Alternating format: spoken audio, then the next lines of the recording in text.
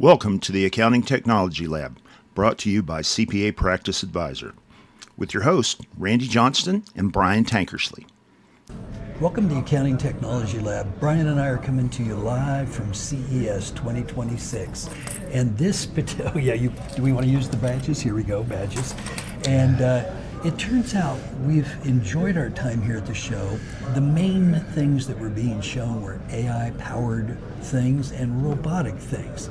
And this session, we want to talk about the AI items, the good, the bad, the ugly that are out there. Now, we saw some really ugly AI things, but I want to finish up with the really good things. So we're going to just introduce a little bit of the ugly things. For example, cooking devices, AI microwaves and AI washers and AI dryers and AI lawnmowers and AI pool cleaners. Yeah, I mean, can we agree that if you spill ink on your shirt, or that if you put a steak in the microwave, AI's not going to save you? You know, it's almost like some of those folks are just checking boxes to do things, but it was nonetheless there is more stuff here, and we did see a pretty significant shift in how they think businesses are going to deploy AI, in particular small businesses. Yeah. Now the AI robotic chefs, again, kind of desktop units. Yeah. Okay, maybe, but we did see and stopped and talked with many different vendors that were building software products that didn't seem all that mature. For example, I'm thinking of the AI medical record note taker as an example. And again, I watched and listened to these various pitches where they were trying to use AI to accomplish various goals, but almost all the software products we saw on the floor were only partially baked. And I will say this, that we know in startups you can't solve everything at once. We've worked with, the two of us have worked with dozens of startups together, and I will just say that one of the things that you do in a startup is you set up with what's called a minimum viable product. That's the smallest amount of functionality that you can get away with charging people money for.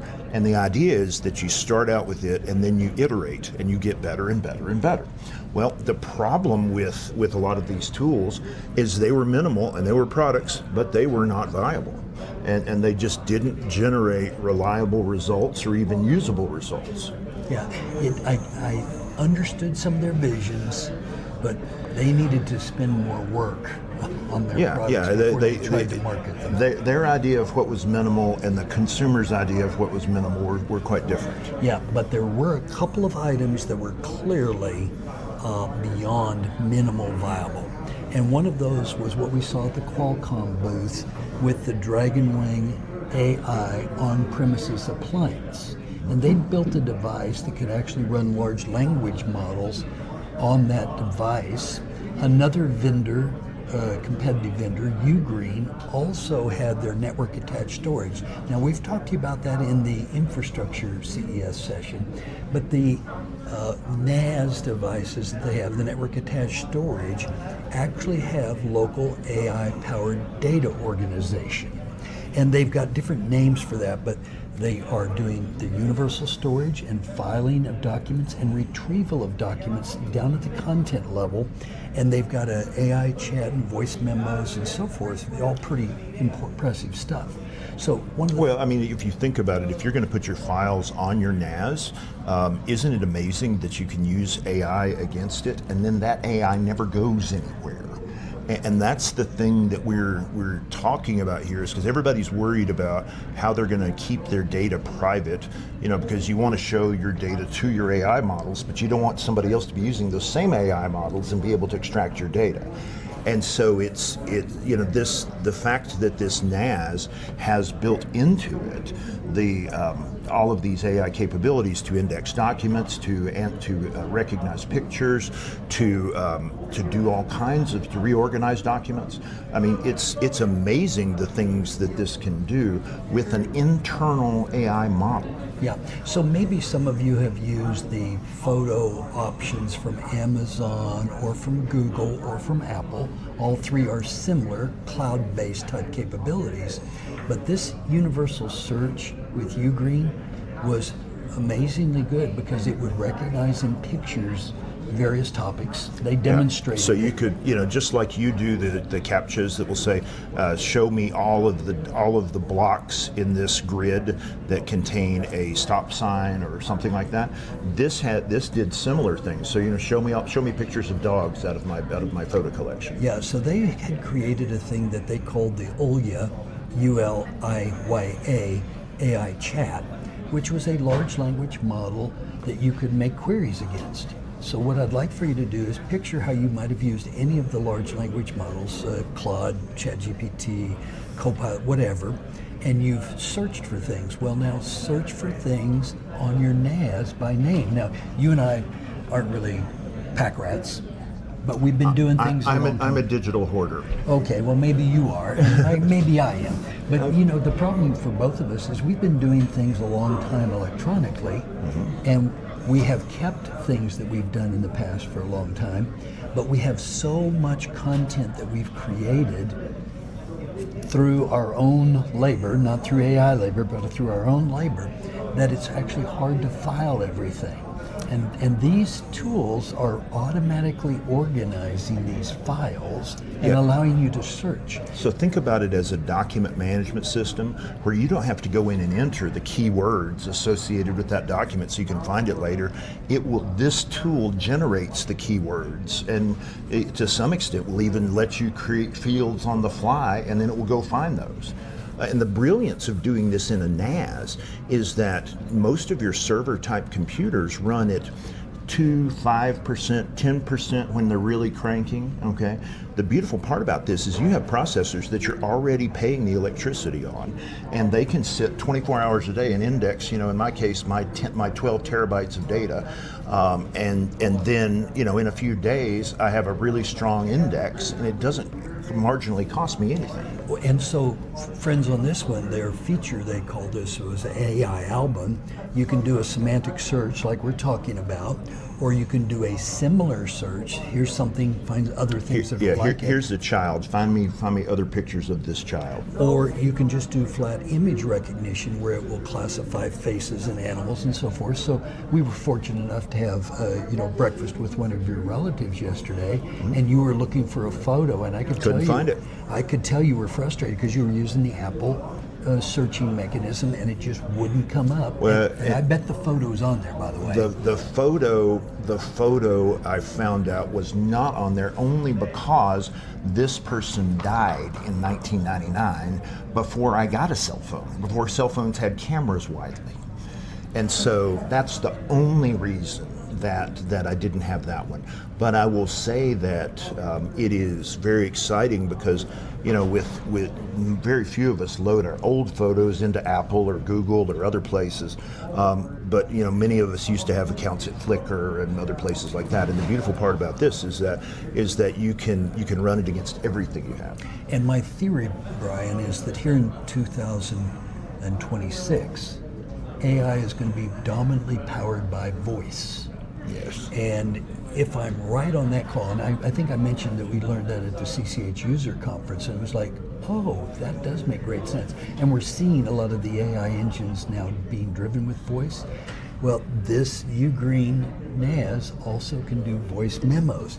So you can translate audio, translate a transcript, and so forth, all in the privacy of your NAS. And you can record meetings and feed them in, and then the tool will summarize them as well. Yeah, and during the last 2 weeks of December of 25 and the early part of 26, I think I've answered this transcription question for CPA firms a dozen times or more. Yeah. And of course you have used Otter for a long time, and we've used Teams and Zoom, and there's actually Fireflies, there's 10 plus of these tools. Yeah, and they're transformational, okay? You should be looking at them, but you also need to look at the privacy of them.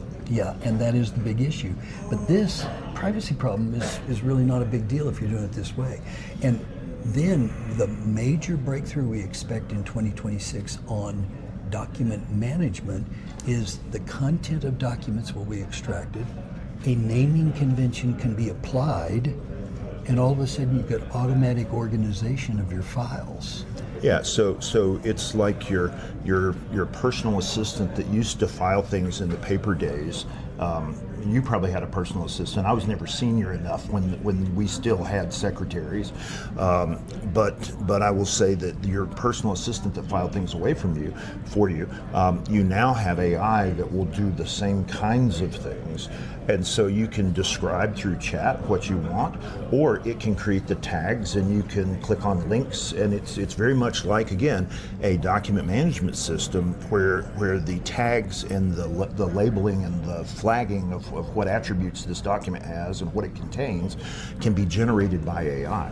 So the documents, photos, downloaded files, it's all organized for you automatically. If you want to see an example of what this looks like, I'm not ready to roll this out publicly, but you can go see it at wiki.cpate.ch. And they're actually summaries of the last 100 or so episodes of our podcast.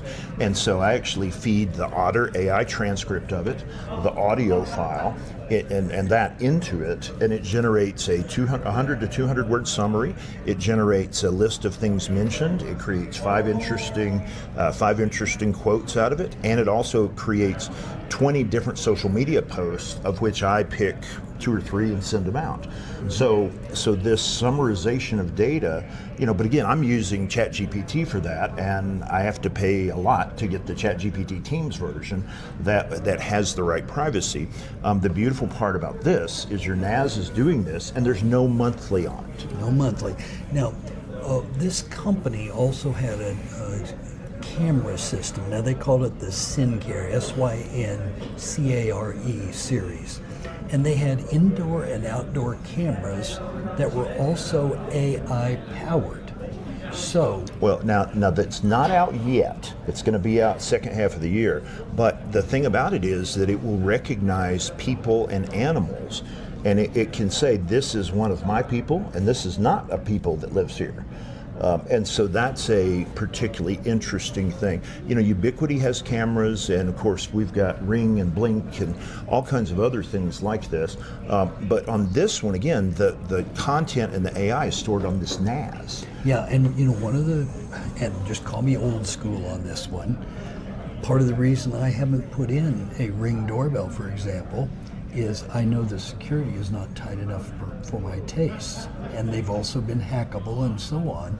And the bottom line here is, wait a minute, can I get a doorbell that's now on my secure system? Well, and I have cameras in my garage and all around my home, but sometimes when I come in from doing a particularly nasty, smelly task, I get undressed right at the washing machine. I load the washing machine, and then I walk upstairs and jump straight in the shower.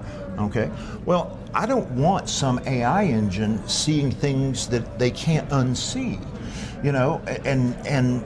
So the beautiful part about this is this never goes anywhere. Yeah. So you would be the only person. You and the people that could see this system were the only people that could potentially see things that couldn't be unseen. And our K2 associate, Steve Yoss, has done a lot of this same type of programming in his own home, keeping everything in NASs and secure. But he built it all with open source content. And it will do things like recognize that the mail's being delivered and when there's a person that's at the door. And so he's got all this built. But he spent hundreds of thousands of programming time if you had to pay for it. If you had to pay for it, and Yeah. the amount of hours. And what I'm thinking about here is this is all off the shelf and private. And it is, and the tool set is so much more robust than what Steve had to create for himself. Exactly. So indoor cameras, outdoor cameras, doorbells, and an overall panel. Now, one kind of creepy thing that they demonstrated, I thought, was baby crying in a room, and in the other room it tells you baby's crying. So it had some interior, and I guess that's okay.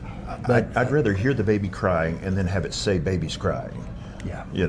But maybe that's just me. Maybe it is just me. But these cameras had fairly sophisticated night vision in them, as did the Amazon ones that we saw and so forth. So this cross-camera awareness was like, oh, okay, maybe.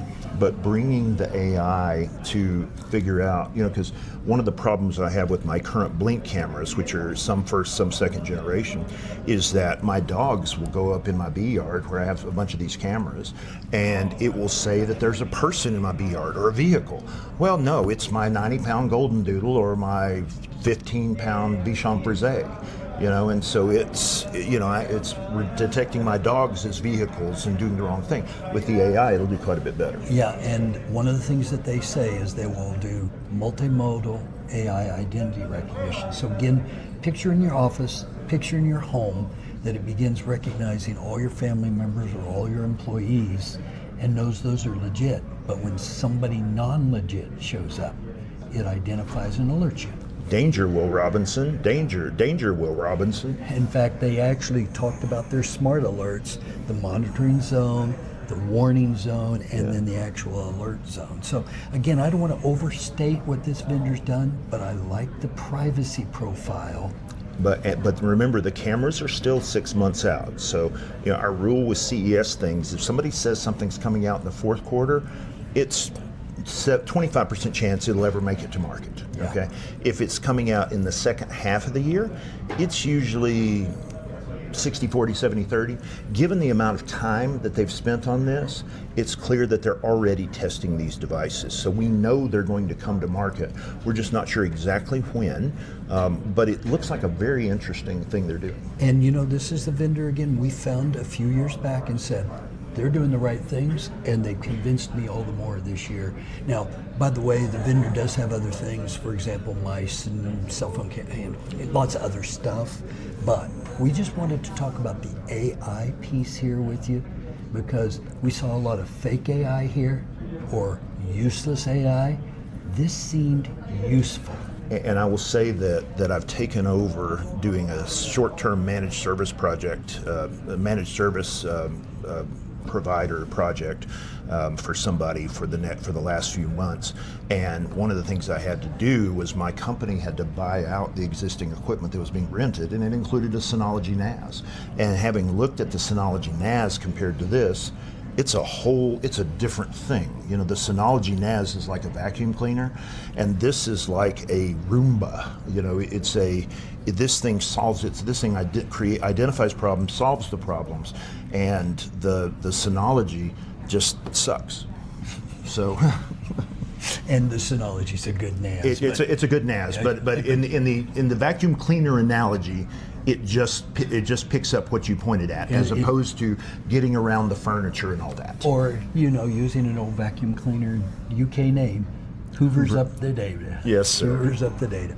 All right, friends, we wanted to give you insights of what was happening here at CES that we thought applied to the practice of accounting, and we're very cognizant about things that we think are of business value and a personal value to you, and we know that you count on us to be authentic and accurate reporters on this stuff.